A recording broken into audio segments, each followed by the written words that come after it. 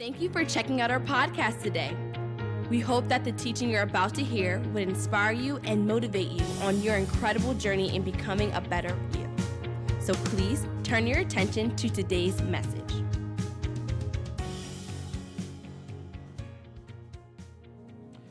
Today I'm going to read from the book of Luke,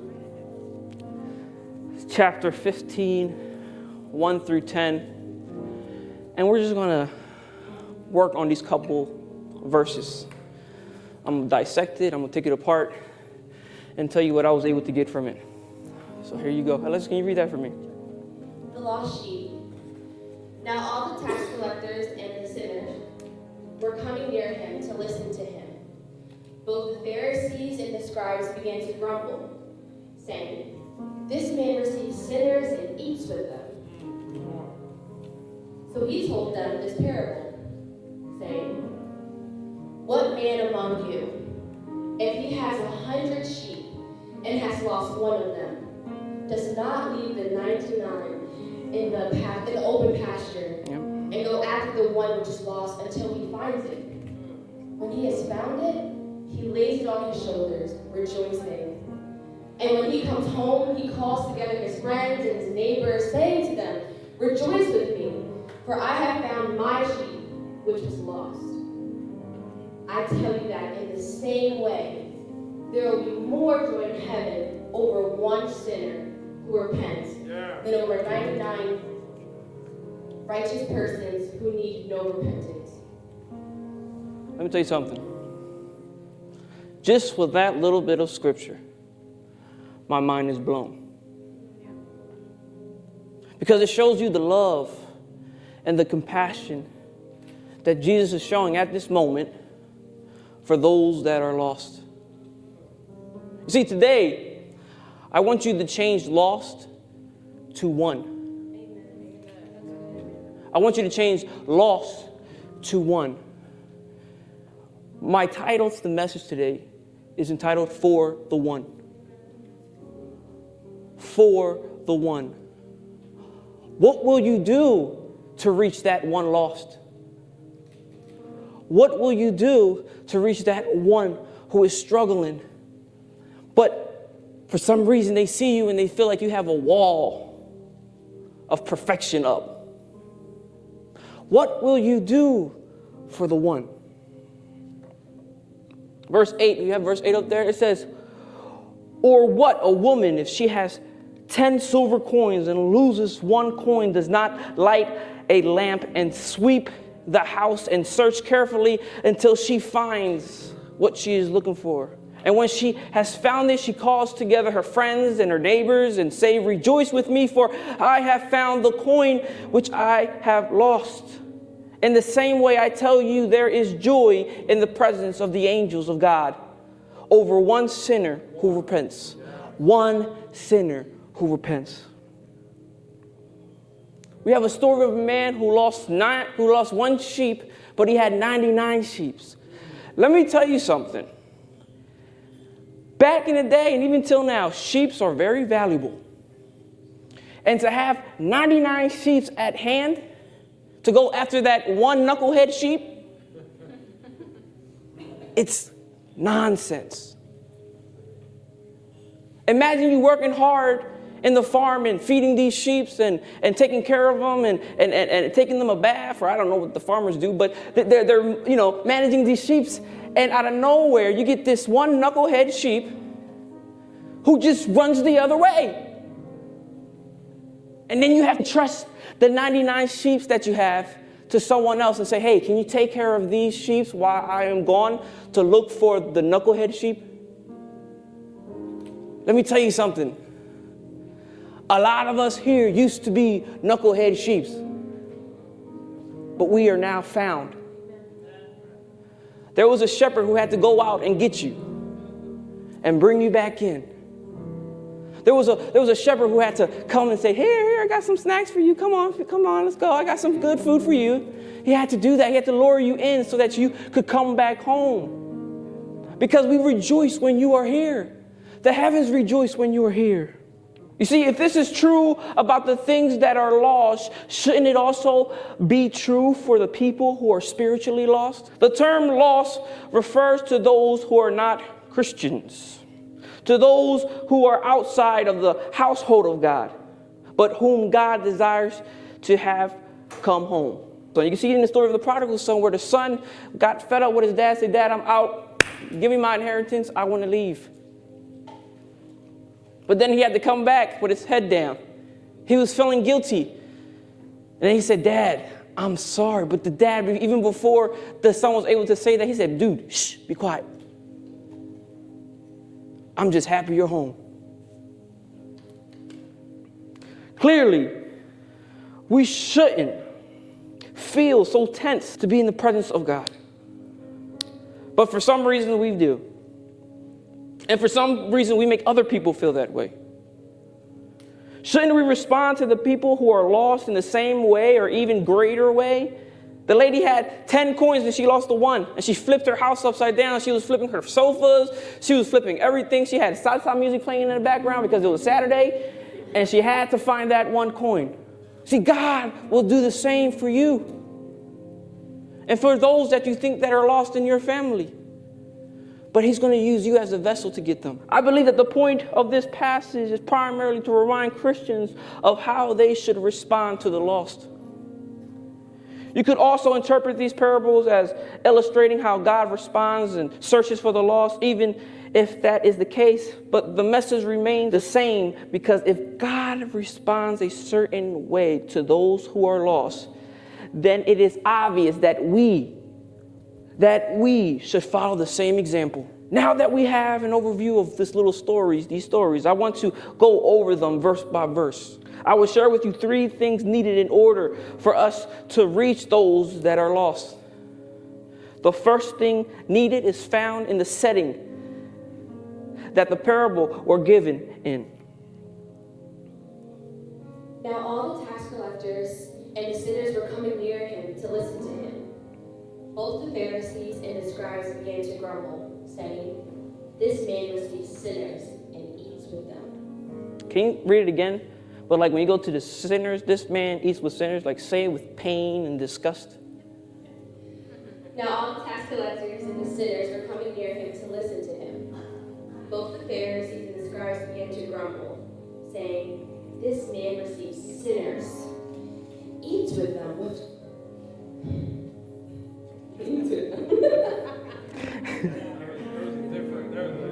That was good. That was excellent. You see, Jesus had the tax collectors and sinners gathered around him. He didn't say, here's a checklist. This is what you need to do before you come into my presence. Nah, he said, yo, sit down with me. Let me give you some word. Let me spit some parables to you. But on the other side, you had these men all nice with clothes, and they had jewelry, and they were the pastors of the time and priests of the time, and they were just saying negative stuff to them. Negative stuff to them and towards the Messiah that they were preaching about. You see, if you feel that the world is against you, you have to put yourself in Jesus' position. The Messiah was walking on earth. And even people were talking bad about him on the things that he was doing. He wasn't following the laws. He wasn't following the rules. He was thinking outside of the box. He was thinking outside of the religious standpoint of things. Now, why were they so willing to even listen to Jesus? It wasn't because Jesus had an easy message. It wasn't because Jesus compromised sin and said that everything you're doing is okay. I'll accept it for now. They weren't gathering around Jesus because he was doing miracles, because even in the book of Luke, there wasn't a lot of miracles. Why did the one seek out Jesus rather than run from him? I believe the answer is because of his compassion. The first point, we have to have compassion. We sometimes walk around with this invisible robe and invisible jewelry, and think that people have to act a certain way to get the good news that we have for them. And that's not the case. We should be vomiting this information to people that are lost. We should be pouring it out to people that are lost and saying, dude, you got to hear this stuff. I got some good news for you. But what we do over and over and over again is that we just keep putting a list of things that they have to get done so that then they can get the good news. The first thing you should give them is some compassion. Hey, sit with me. Let's drink some coffee. I don't got Starbucks money, but I'll give you some Doncachinos.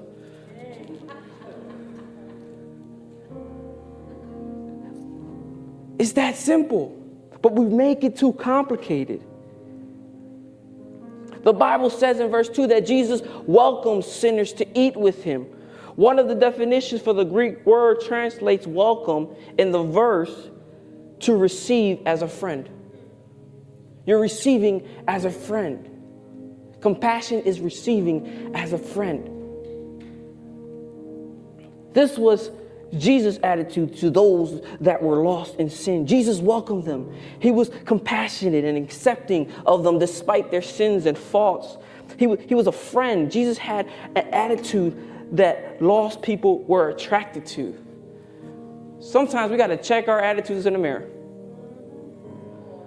Because Jesus wasn't pushing them away. He didn't care what kind of lifestyle they had. He's like, I got something for you. You need to hear what I have to tell you. I have something that can change your life forever. For us as individuals and as a church to reach people, we're going to have to show and have that same love and acceptance that Jesus was showing. I want to give you an illustration real quick. When we see a traffic accident on Route 95, at the scene of the accident, there are three groups of people. You have first the bystanders, the people who just want to hold up the traffic and make you wait because they want to be nosy and see what happened. Second person that you have in this group are the police officers. The police officers come out of their car, whoop, whoop, and they're flashing their lights like, okay, and they give them their information, and then they're the ones who are responsible for giving fault or who has fought for that accident. But then you have the ambulance who comes. You have the paramedics who come.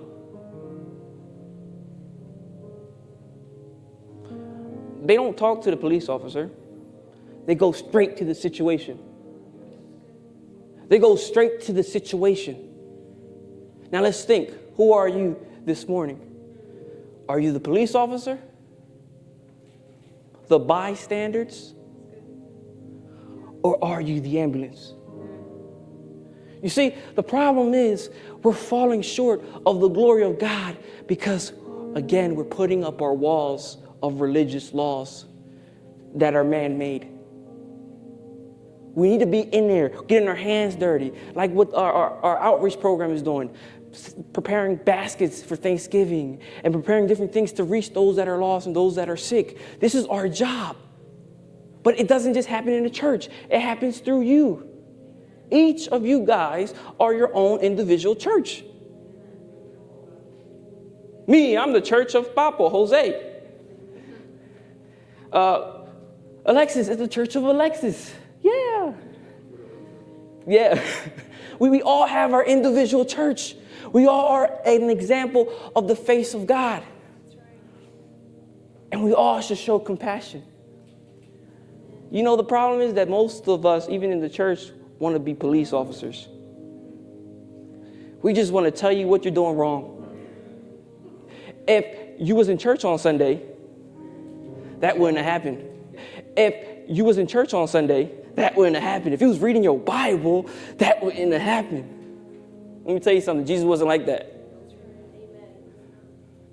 Jesus wasn't like that. He was like, yo, come at my table, man. I got some chicken nuggets. Let's eat. He said, I want to feed you. Let's eat. Let's have a conversation. Let me hug you. Let me embrace you. But again, for some reason, we want to be police officers. Let's break that this morning. When it comes to reaching the lost and the hurting, we're going to be in one of these groups.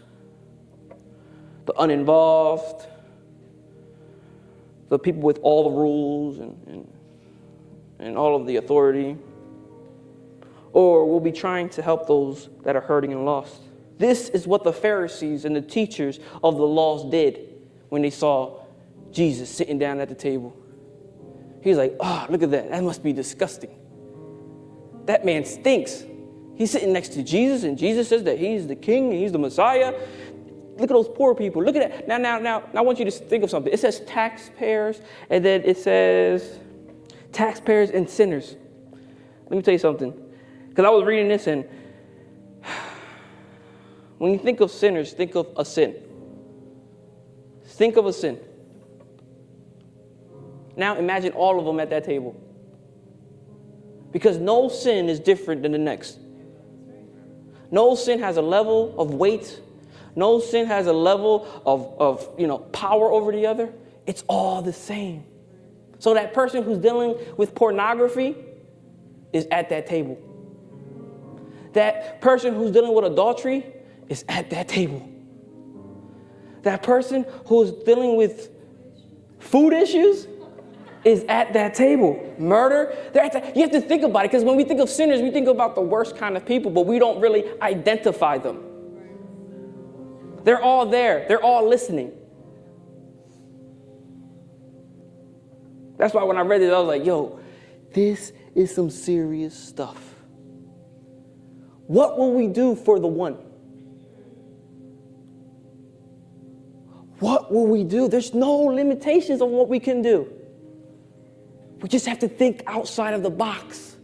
Think about that relative who's struggling with some stuff. And for some reason, they feel outside. They feel like a loner. You see them, they're quiet. Take that opportunity to talk to them. Take that opportunity to say, hey, what's up? What's going on? Like, you want to hang out with me? Listen, that's what we should be doing, showing compassion. The second point, the second thing needed for reaching the one is effort. Some of us say that we do, and we do this and we do that, but for some reason we don't have the effort. We don't take that leap of faith and do it. You see, a lot of people, when they talk about evangelism, they just think about the multitudes that they reach. They think about the lights. They think about the stage. Jesus didn't have lights, didn't have stage. Most of his evangelism was on a one-on-one base. Sometimes it was to the multitudes, but sometimes it was just one-on-one. Just talking to them, expressing compassion. And then he was giving effort, saying, hey, I came out here to see you. I came out here to talk to you. Do you need any prayers for anything? As parents, you know, having kids are tough. This morning, I had my oldest, he was driving me crazy.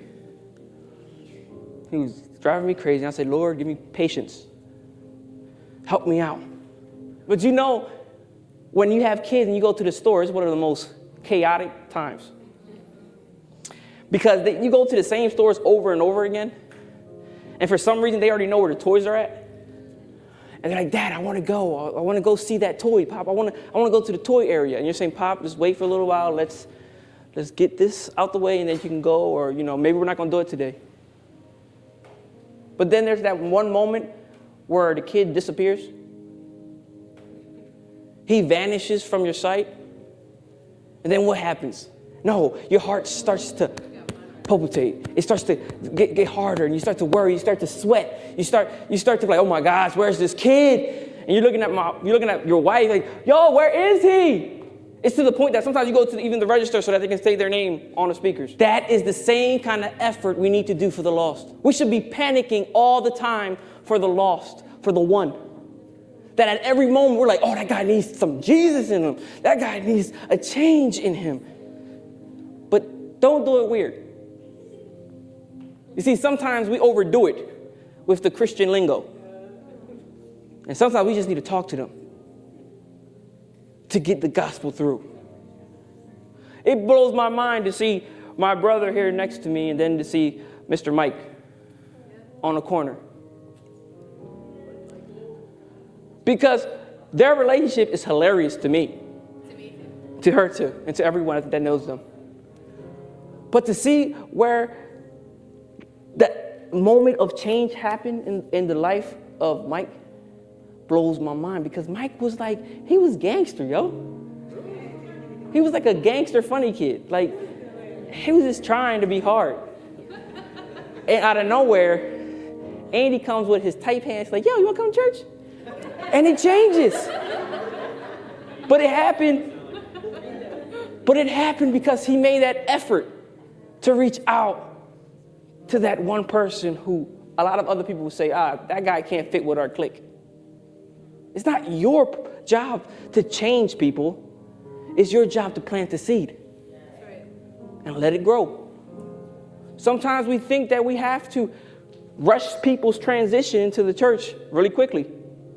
Sometimes we think, hey, this guy does not want to listen to me, so I'm going to keep praying for him harder. We're going to double up on the Bible verses that I send through text message. This is what I'm going to do to get that person's attention. But that's not what we should be doing. We should be taking our time. That one conversation that you had is the first seed that you plant. And then out of nowhere, you'll see the change. You'll see how there's a glow, there's a smile. They start to notice the difference. Like, man, I like it here. I feel happy. I feel encouraged. It's because of the effort. Jesus emphasizes the effort that went into finding the lost. In the parable of the lost sheep, Jesus said that the shepherds would leave the 99 sheep in the open country and go after the lost sheep. In the parable of the lost coin, the woman lights up a lamp to see where she's sweeping, to see where it's at, and carefully look around for that lost coin. In both parables, the things that were lost had to be sought out after with great effort. The shepherd did not wait for the lost sheep to wander back home. And the woman did not wait for the lost coin to turn up. In our Christian lives and in the church, it sometimes seems that way. We just wait. We just wait for something to happen. There has to be an effort from our part. And sometimes just by the way we wake up in the morning, by the way we talk to people, by the way we embrace people. If you ever had a hug from my mom, you know that she's the best hugger. Even when there's pain, she just lets her love overtake you. And then you're like, oh. This is why I get a lot of hugs, and I know that I'm the favorite, because I embraced my mom. Because she has awesome hugs.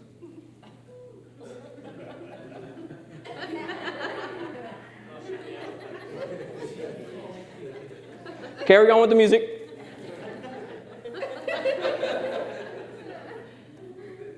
You see, we tend to wait for the one to come to us, and that is why we're passive rather than active. We become more passive because we're just waiting. Oh, it's going to happen. Let's let time, it'll happen. Instead of being active. Now, active is not bombarding them with the gospel. The active part is just saying, hey, how's the family? What's going on? How can I help you? Remember, Philip, when he was walking next to the eunuch man from Ethiopia, he was listening to the man read the word. And then Philip said, do you understand what you're reading? And the eunuch man said, I don't know. I don't have anyone to help me. And there's many people out there. They need you to do the effort to reach out to them. Because they don't know where they're going or how they're going to get here. But with your help and your love and the passion that you have, they will. See, we're waiting for the people to come to Christ instead of putting effort into bringing them to Christ.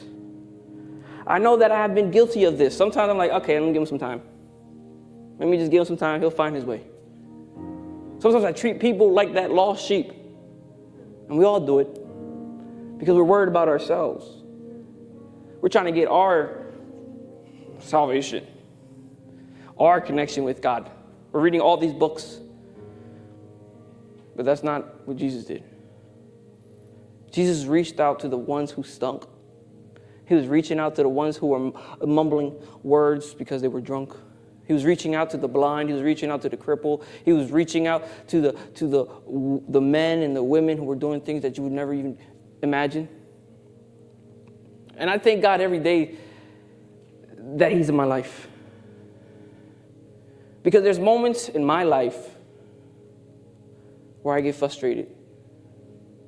There's moments in my life where I get depressed.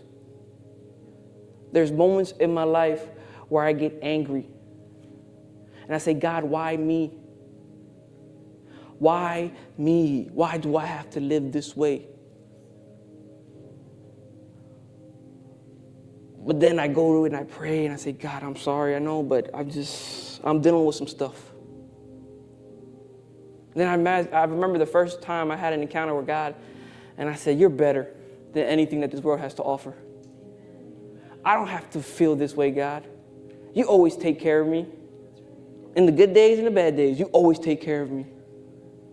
But that's the same kind of love we should show people. That even when they're hurt, they know that they can confide in you to have a little example of who God is. There are several things we can do. First, a significant part is praying. How many times do you pray for that family member who's just acting out, saying, Lord, just give me some patience? Why not this time you say, Lord, just give me the right words so that I can get through him or get through to her? Sometimes we think that it's all on us, and it's not on us. Stop putting all that responsibility on you. You're struggling too. God knows that. We should pray. Take a moment of prayer. Take a moment of making the effort to knock the walls of religious laws down.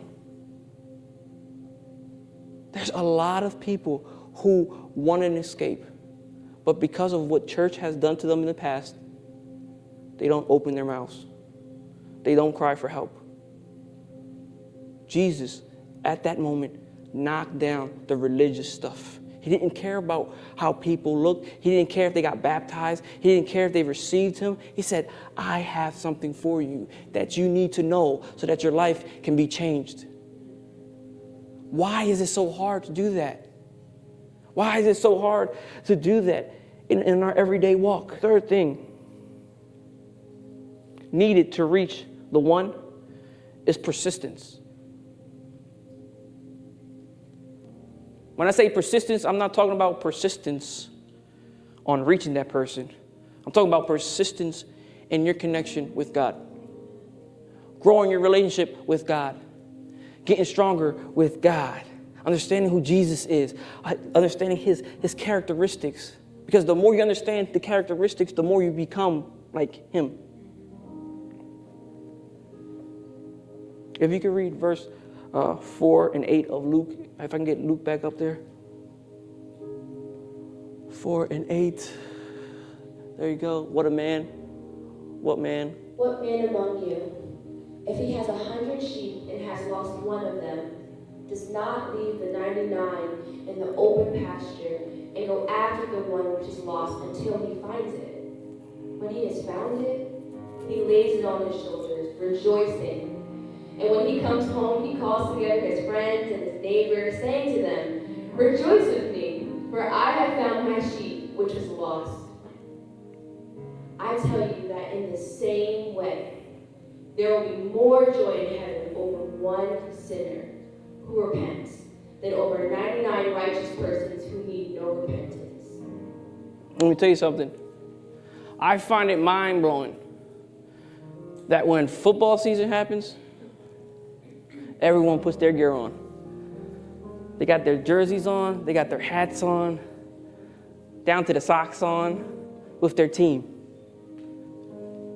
We should be like this all the time. Having our gear on because we're going to do something on Monday. Having our gear on because we're going to do something on Tuesday.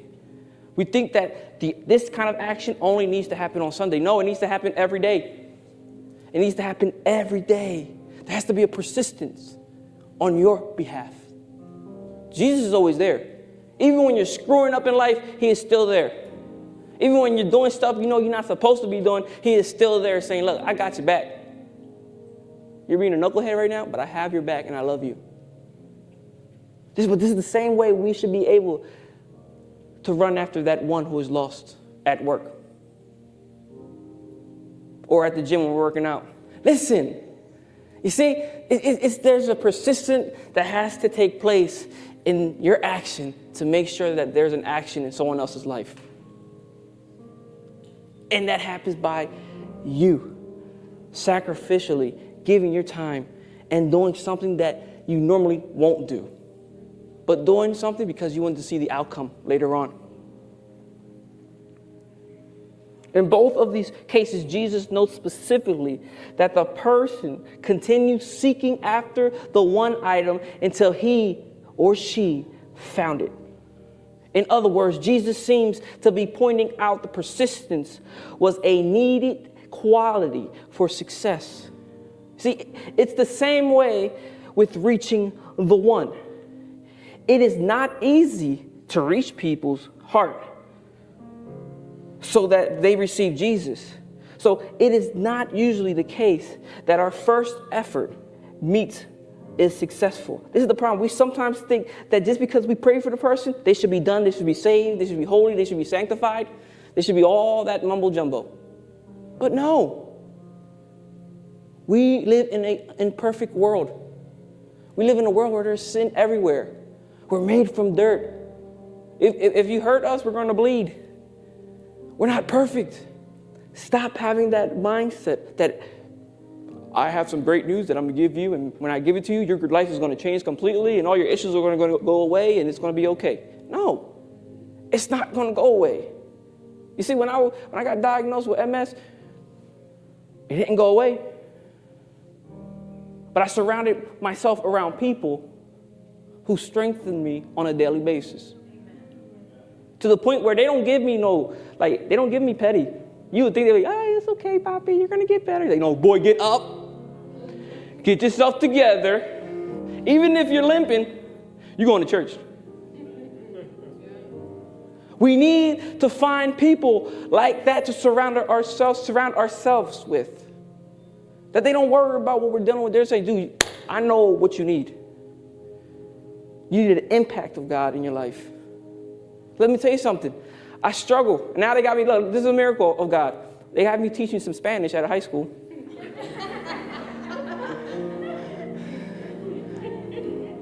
And I find it to be hilarious. So do I. My dad finds it to be hilarious. And the reason is before I met my wife, I didn't speak a lick of Spanish.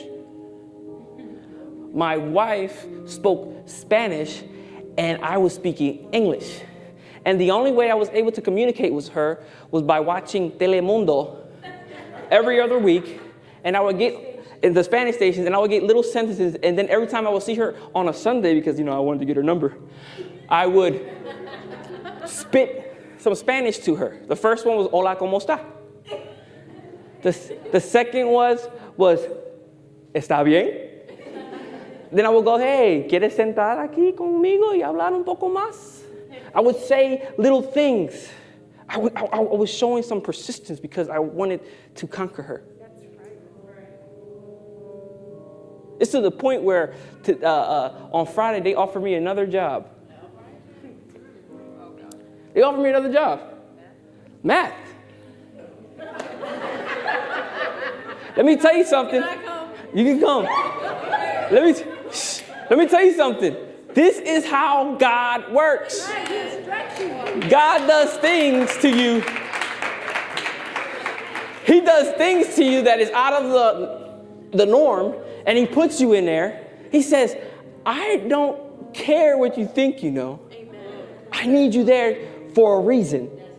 The reason why the principal offered me the job was because he said, full-time job with benefits, working for the state and everything.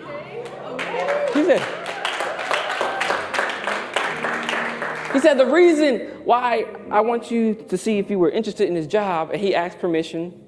because I work with Linares, Patty Linares, who's here, and we work right across the hall. And he said, I spoke to Patty, but then I was able to see you in the hallways, how you interacted with these teens, how you was giving them pounds and talking to them and loving on them. We have teachers who just don't do that. And I was like, dude, you got to come on a Sunday, because I do this on Sunday. I do this on Monday. This is me. This is who I am. This is my church. So when I'm out there, guess what? I got people giving me gifts. One young lady drew a painting of some stuff, and I took a picture. Said, look, they're drawing pictures of me, Pop. And I put it on the wall. And I only went in there as a long-term sub for Spanish. But now God says, I need you to stay a little bit longer because your job is not finished. You got to look at every opportunity as a gain. All right, my son was diagnosed with MS. This happened early while he was 17 years old, about 16 years old. Yeah. And we have been alongside of him as parents, strengthening him, encouraging him. But as parents, it's such a tough journey to go on when you see such a debilitating disease affect a child, especially, that's yours. It hurts. It hurts in an incredible way. However, about 2 years ago, I was sitting in a room and with my son, and they were doing it was just a checkup on him, and the neurologist is doing a comparison of what his brain looks like from the MRI, the images. And then he shows what a normal brain looks like, and then they showed his, and his was real small like this. But what I want to say is, the images in Jose's, the images that we saw, they had all of these little spots all over the brain. And he said these are all scar tissues. These are all of the areas that are affected. These are all of the areas that they show little pockets of the impact of what MS is doing. So Jose struggled in his childhood with a learning disability. As a parent, it was frustrating. He didn't. I mean, Academically, I was not impressive. I was not impressive at all. He didn't do well, and I always said to myself, this kid is going to have it hard in life. And but you know what? One of the things that I taught my children was the fear of the Lord, and the fear of the Lord. Let me tell you something. It will take you further than anything else could. So to me, when he is just sitting here casually talking about, so I was just offered another job, and I'm thinking, you're teaching. That shouldn't be. No, listen to me. It shouldn't be. That was all messed up. You're teaching an area that I know, like, you're teaching Spanish? They're paying me to teach offering me a position full-time to teach what? And then he goes, mad. And I'm like going, no way! there's just no way that should be. But I want you to know that in the realm of your possibilities, that's where he is. You see? So every time you think you can't, you can. Every time you think, oh my God, I'm about to cry. Why you do that, Pop? Man, you don't do stuff like that.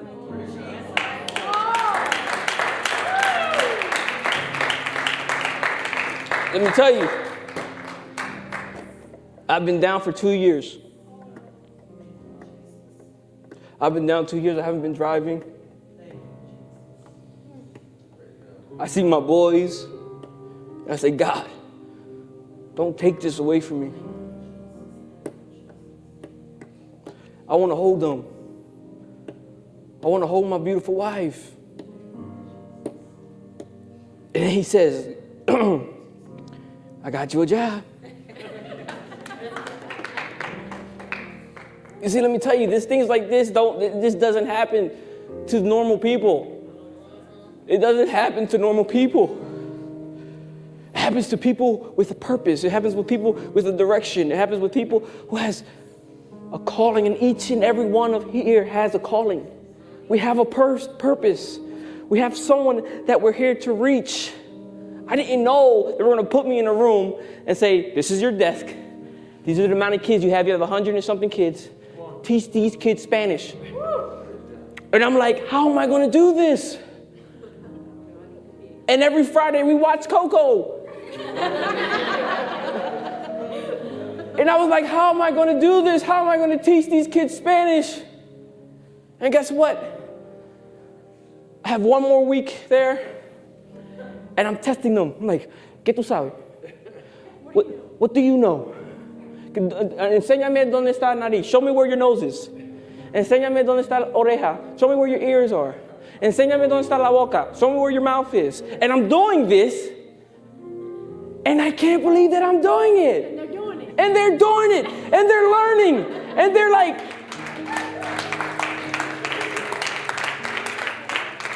let me tell you, God will stretch you. He will stretch you and put you in places where you're going to think, hey, I'm not supposed to be here. And he's going to say, hey, be quiet, fill in the spot, and I'll show you what to do. That's right. Do you understand? That's all he wants you to do. Just fill in the spot. I was like, yo, my time is almost done here. I already did my 4 months here. Now you got me talking about this now, Pop. You got me.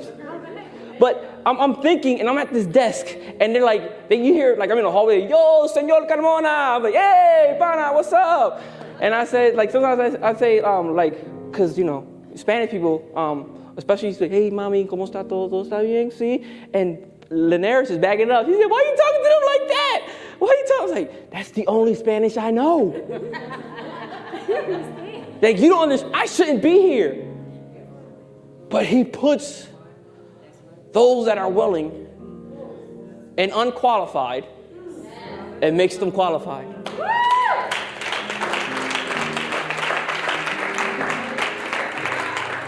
It blows my mind. And then to hear the principal, he comes in the room, he says, hey, Mr. Carmona. And his name is Mr. Evans. And, you know, in the beginning, I was kind of nervous because he's a big guy. I was like, how am I going to communicate with this guy on a daily basis? But we made some kind of friendship. I treat him differently. I treat him like a brother. I treat him like a friend. And he started talking to me. He said, look, man, I have this job. If you want it, just say you want it, and I'll give it to you. He says, you don't have to do anything else. You just have to say you want it, and I'm going to give it to you. And I'm like, for real? And then I'm like, this guy does not know I'm not good at math.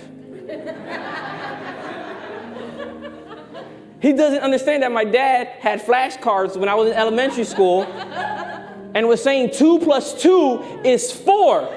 And I was like, Dad, I don't understand.